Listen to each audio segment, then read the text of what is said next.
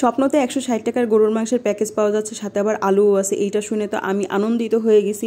জামাই অফিস থেকে আসার পরে তারে এক মুহূর্ত রেস্ট দেই না, বসে তাড়াতাড়ি ফ্রেশ হয়ে নাও, তারপরে হচ্ছে আমরা বাইরে যাব, স্বপ্নতে যাব, তারপরে প্যাকেজটা কিনে নিয়ে এসে রান্না করে দুটো শান্তি করে রাতে খেয়ে ঘুমাবো।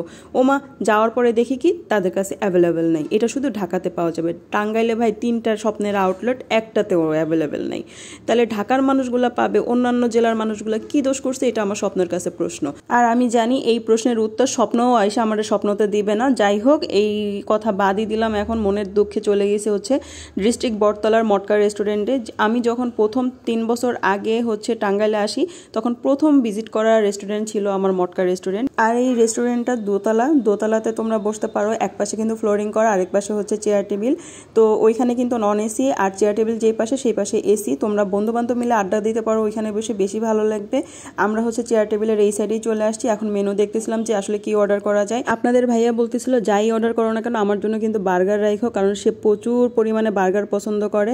আর আমি অর্ডার করে দিছি হচ্ছে বার্গার, একটা হচ্ছে কাবাব আইটেম, আর হচ্ছে পরোটা ছিল সাথে। এইখানে কিন্তু তোমরা অনেক ধরনের কাবাব পাওয়া যাবে, অনেক ধরনের পরোটা, নান, এগুলোও পাওয়া যাবে। আর হচ্ছে সি ফুড আইটেমও পাবা, লাইক কাঁকড়া, তারপরে অক্টোপাস, এই টাইপের আইটেমগুলো ওনাদের কাছে আছে। যাই হোক, অর্ডার করে দিয়ে ডেকোরেশনটা দেখাই দিচ্ছিলাম। ডেকোরেশনটা কিন্তু বড় বড় মতো, আমার খুবই ভালো লাগে ওনাদের।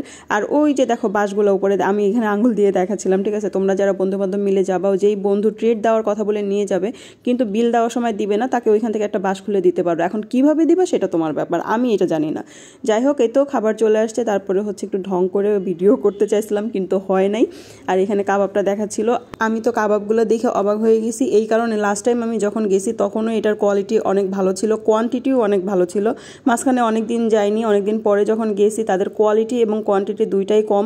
এবং মানে হচ্ছে কাবাবগুলো না একদম পোড়াই ফেলছিল, যেটা খাইতে একদম পুরা তিতা তিতা লাগতেছিল। আর বার্গারটা মোটামুটি হচ্ছে আমি যদি 10-এর মধ্যে দিতে বলো আমি 7 দিব, অতটাও ভালো ছিল না। তবে তার মানে এই না যে তাদের খাবারগুলো ভালো না। আমি এই বরাবর এই পর্যন্ত যতবারই গেছি সবগুলোই ভালো লাগছে আমার কাছে। তবে এবারই যাই একটু এরকম হয়েছে।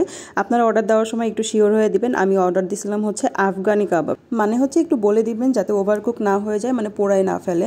যাই হোক, খাওয়া দাওয়া শেষ বাংলাদেশ, এখন চলে যাওয়ার পালা। চলে যাইতে যাইতে আপনাদেরকে নিচের ডেকোরেশনটা একটু দেখাই দেই। আর মটকাতে কিন্তু চার জন্য বেশি হচ্ছে ফেমাস। তো আপনারা যারা চা খাইতে যাবেন তারা কিন্তু দোতলায় বসবেন না, নিচতলাতেই বসবেন, কারণ দোতলাতে চা সার্ভ করে না। ঠিক আছে, আর নিচতলাটাও দেখাই দিলাম। ডেকোরেশনটা কিন্তু অনেক সুন্দর ওনাদের, আমার কাছে তো ভালো লাগে সবসময়ের জন্যই ওনাদের ডেকোরেশনটা, আর ছবিগুলো অনেক সুন্দর আসে। আর এই যে হচ্ছে চা, যেটা মটকা চা আর কি, এখান থেকে চা বানায় নিয়ে ভিতরে হচ্ছে সার্ভ করে। তো যাই হোক, বাইরে এসে দেখতেছিল হচ্ছে বাদাম বিক্রি করতেছে। তোমাদের ভাইয়া ওইখান থেকে বাদাম কিনে নিল। আর এখন হচ্ছে বাসায় যাওয়ার পালা। আজকের ভিডিওটা এই পর্যন্ত। তোমাদের কেমন লাগলো অবশ্যই জানাবা। সবাই ভালো থাকবা, সুস্থ থাকবা, আমার জন্য দোয়া করবা। আল্লাহ হাফেজ।